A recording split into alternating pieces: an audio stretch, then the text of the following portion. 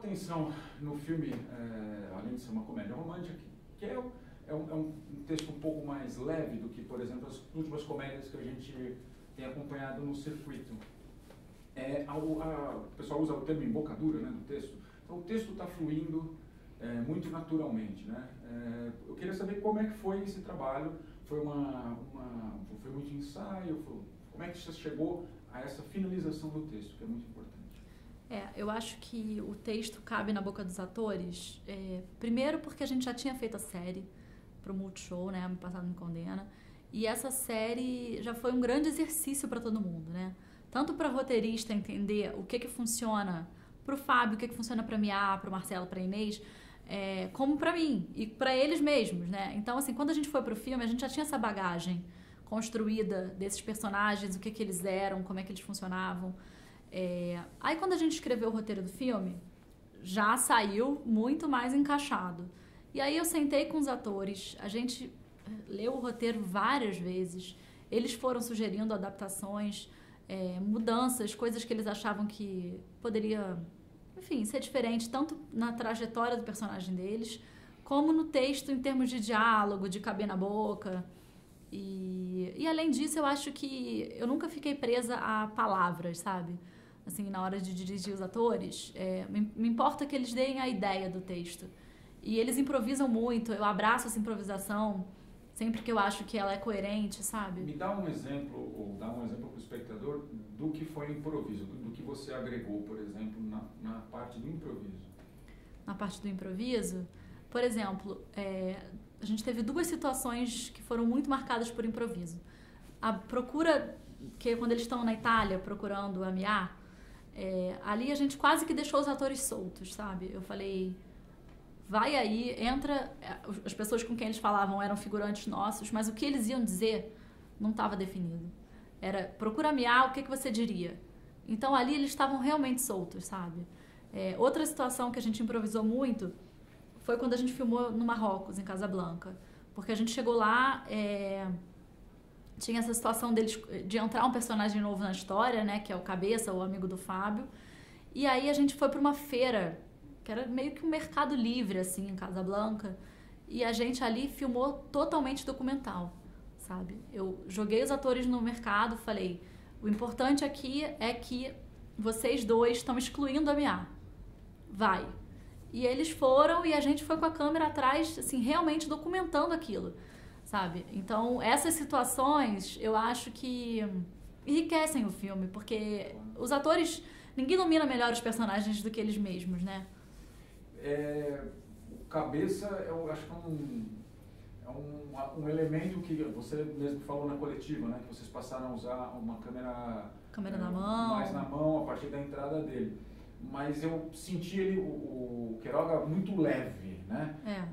Ele estava muito presinho no texto, ou soltaram um pouquinho, falaram, faz aí alguma coisa nesse sentido. Como é que vocês orientaram ele?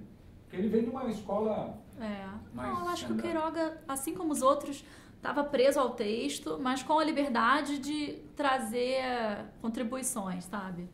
Mas eu diria que todos eles estavam respeitando o texto. Assim, o texto era aquele.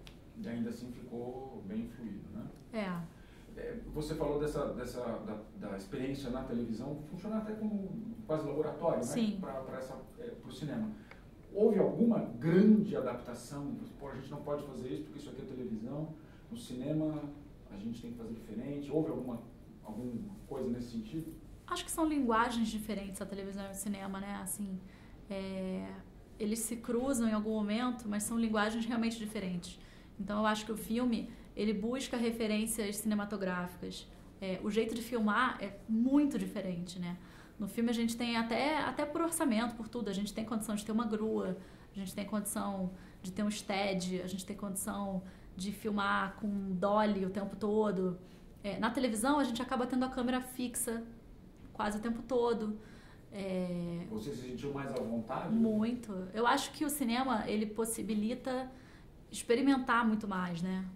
Assim, e ele exige que você experimente e que você tenha tudo com muito mais cuidado. Bom, as referências domésticas, vamos deixar um pouco de lado, Mas assim, então você falou em referências. Que referência de humor você tem que te balizam? Assim? Olha, eu acho que assim, por exemplo, Woody Allen é um humor que me interessa muito. Porque eu acho que é um cara que consegue te fazer rir, consegue te emocionar, com diálogos inteligentes, com um texto que tem um tom cítrico, né? Porque ele é sempre meio ácido, ele é sempre meio crítico. E é uma coisa do politicamente incorreto, sabe?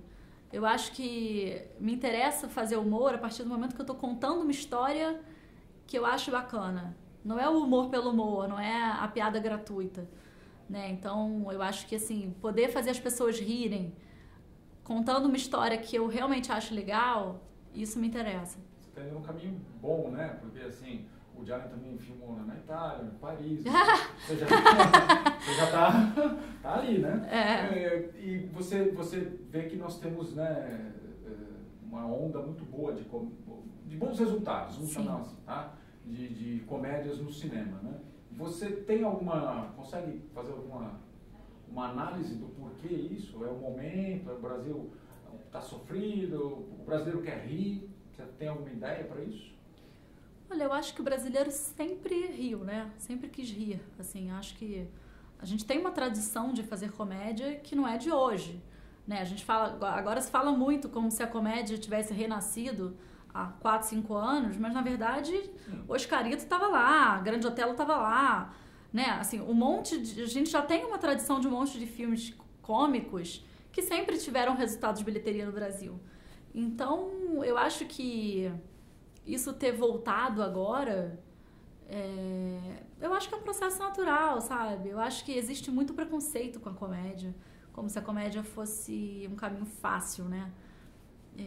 E eu acho que a comédia é tão difícil de fazer, ou, né? Assim, acho que fazer rir não é fácil, né? Ainda mais com o cuidado de não cair na grosseria, de não cair no riso fácil, né? Por isso que eu te falei do tom natural. O palavrão está bem colocado, né? Não tem uma situação escatológica, mesmo uma situação que ele passa lá, um vômito, não é um negócio que salta aos olhos, né? Essa naturalidade é muito importante. Porque eu acho que, na verdade, o que me interessa fazer é contar uma história que faça com que as pessoas se identifiquem, sabe? E a gente tem que rir da gente mesmo, né? Porque quem nunca viveu isso?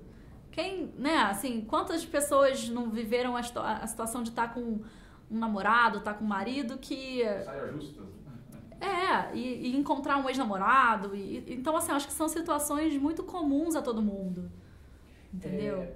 Você pensa, por exemplo, houve muito material desperdiçado, sei lá, erro de gravação. Você tem muito material que você pretende, por exemplo, aproveitar no DVD, no Blu-ray? Tem já isso em mente ou ainda é muito cedo?